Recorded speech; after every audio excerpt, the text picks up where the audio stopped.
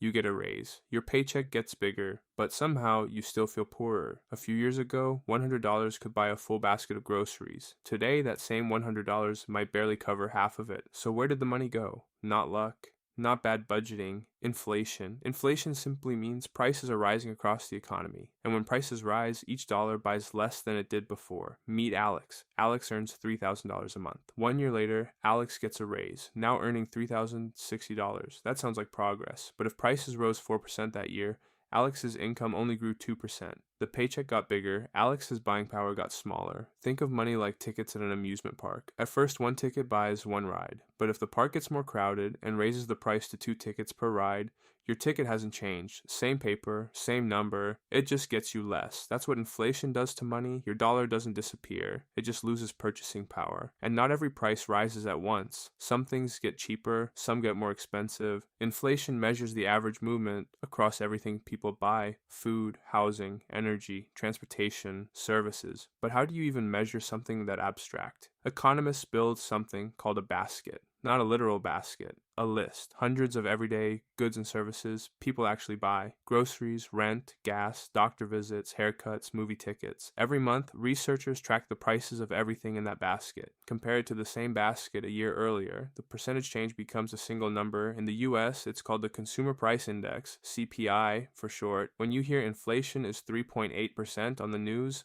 that's this exact basket, measured against itself 1 year apart. It's not perfect. Everyone's personal basket looks a little different, but it's the closest thing we have to a single number for prices in general. So why do prices keep rising in the first place? Usually it comes down to three forces. First, demand. Everyone wants the same product, but there's not enough of it. Sellers can charge more. Economists call this demand pull inflation. Too many buyers chasing too few things. Second, costs. If fuel, materials, rent, or wages get more expensive, businesses raise prices just to survive. This one's called cost push inflation. The expense hits the business first, then gets passed to you. Third, the amount of money moving through the economy, more money competing for the same goods, pushes prices up, and often these forces hit at the same time. More people want houses, construction gets more expensive, there isn't enough housing to go around. Result, higher prices from multiple directions at once. Inflation is rarely one single switch flipping, it's usually a chain reaction. Here's the part that makes it especially frustrating. Prices don't need to jump by much each year to add up. At just 3% inflation a year, prices roughly double in about 24 years. Something costing $100 today could cost around $200 eventually, not from one price suddenly doubling, from small increases stacking on top of each other. It works a lot like compound interest, except compound interest grows your money. Inflation grows the cost of living, and if your income doesn't keep pace, you fall behind, slowly, then noticeably. Now, 3% a year is manageable. Annoying, but manageable. To understand what happens when inflation goes wrong, you need to see what it looks like at the extreme. In Germany, in 1923, prices didn't rise by percent, they rose by multiples. At the worst point, prices doubled roughly every 2 days. People got paid twice a day and spent the money on their lunch break, because by evening, it would already buy less. There are photographs from that year showing children stacking cash like building blocks. Not because they were rich, because the bills were nearly worthless. People famously carried wheelbarrows full of banknotes just to buy bread. It's a real image, not an exaggeration. A single US dollar, at the peak, was worth over 4 trillion German marks. Now fast forward to Zimbabwe in 2008. Inflation there got so extreme, the government printed a $100 trillion note. One single bill, 100 trillion. It was worth, at times, barely enough for a bus fare. Both countries eventually had to abandon their currency entirely, starting over from scratch with a new one. That's the far end of the scale. Most countries never get close to it, but it shows exactly why central banks take inflation seriously. Once trust in a currency breaks, it's incredibly hard to rebuild. Here's the part that surprises people though. Most economists don't actually want inflation at zero. Most central banks, including the Federal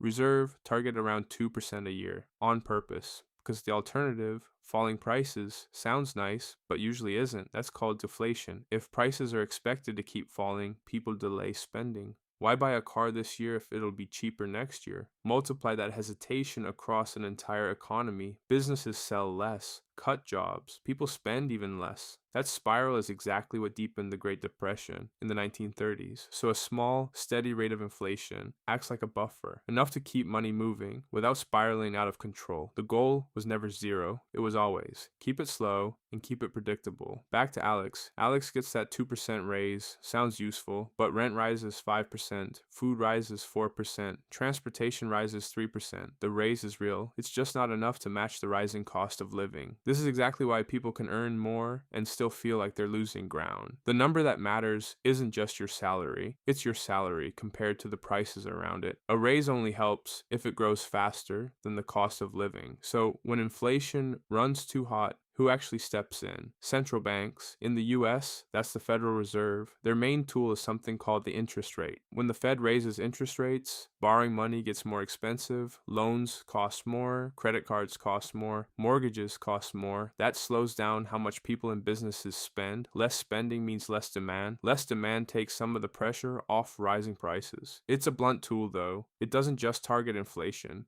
Higher rates can also slow down hiring and slow the whole economy, which is why fighting inflation is always a balancing act. Move too slowly and prices spiral. Move too aggressively and you risk tipping the economy into a recession. There's rarely a version of this with no trade-offs at all. So can inflation ever actually stop? Yes, but stopping inflation doesn't usually mean prices go back down. It usually just means prices stop rising as quickly. If bread goes from $2 to $3, slowing inflation doesn't take it back to $2. The new price just stops climbing so fast. That's why inflation can feel permanent even once it stops. The speed slows down, the higher prices stay, so the reason your money buys less every year is simple. Prices are rising faster than the value of your paycheck. Your dollar is still there, it just doesn't stretch as far as it used to. Once you understand that, the question changes. You stop asking, how much money do I make? You start asking, how much can that money actually buy? If this finally made inflation make sense, comment inflation. Subscribe for simple breakdowns of how money actually works.